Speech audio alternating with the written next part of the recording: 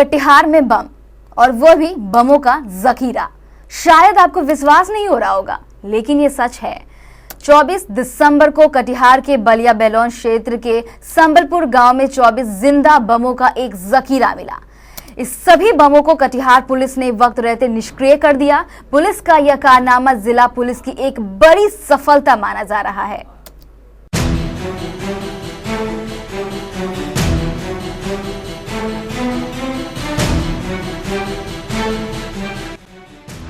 क्या आप सोच सकते हैं कि कटिहार जिले में जिंदा बमों का जखीरा मिलेगा? शायद नहीं, हम भी नहीं सोच सकते, क्योंकि हमारा कटिहार जिला शुरू से ही अमन चैन पसंद जिला रहा है। लेकिन लगता है अब इस जिले पर आतंकवादियों की कुदृष्टि पड़ गई है। हो सकता है यह कुदृष्टि नक्सलियों की हो, लेकिन जिसकी भी हो, यह कुदृष्टि कटिहार जिले के अमन चैन में सेंध लगाने की एक नापाक कोशिश है। पर अच्छी बात तो यह है कि कटिहार की सजग पुलिस ने एक बार फिर आतंकवादियों की इस नापाक कोशिश को पूरी तरह नाकाम कर दिया है। हुआ यूं कि कटिहार के बारसोई अनुमंडल के अंतर्गत बलिया बेलोन थाने में एक गांव है शबनपुर। यह गांव बांग्लादेश की सीमा से मात्र 18 किलोमीटर दूर अवस्थित है। कल 24 दिसंबर को इस गांव के खेत में 3 बड़े बड़े थैले रखे हुए थे। जब स्थानीय ग्रामीणों ने इन थैलों को देखा तो वे चौंक पड़े। इस थैलों में बम थे, एक नहीं, 2 नहीं, पूरे 24, और वो भी जिंदा। ग्रामीण सहम गए। उन्होंने तुरंत इसकी सूचना बलिया बेलोन पुलिस को दी। बलिया बेलोन के थाना प्रभारी अनूप कुमार ने तुरंत आरक्षी अधीक्षक छत्रनील सिंह से संपर्क किया। आरक्षी अधीक्षक श्री सिंह ने थाना प्रभारी को आवश्यक निर्देश देते हुए हाथों हाथ एक बम निरोधक दस्ता घटना स्थल की ओर रवाना कर दिया। थाना प्रभारी अनूप कुमार एवं बम निरोधक दस्ते ने घटना स्थल पर पहुंचकर वक्त रहते ही सारे बमों को निष्क्रिय कर दिया, जिससे एक बड़ी घटना होते होते बच गई। हालांकि सभी बम देसी थे, लेकिन जानकारों के अनुसार इन बमों से किसी भी बड़ी घटना को अंजाम दिया जा सकता था।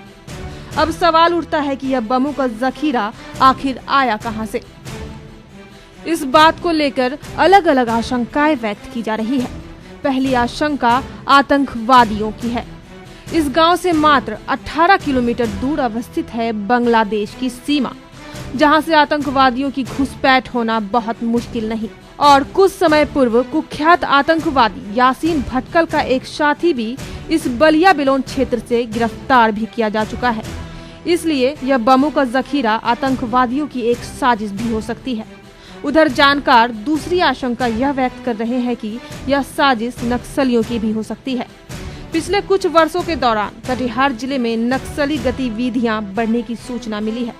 जहां तक इस क्षेत्र की बात है, वर्ष 2010 में स्पेशल टास्क फोर्स द्वारा बड़ी संख्या में इस क्षेत्र से नक्सलियों को गिरफ्तार किया गया था, जिनमें 4 जोनल कमांडर भी शामिल थे।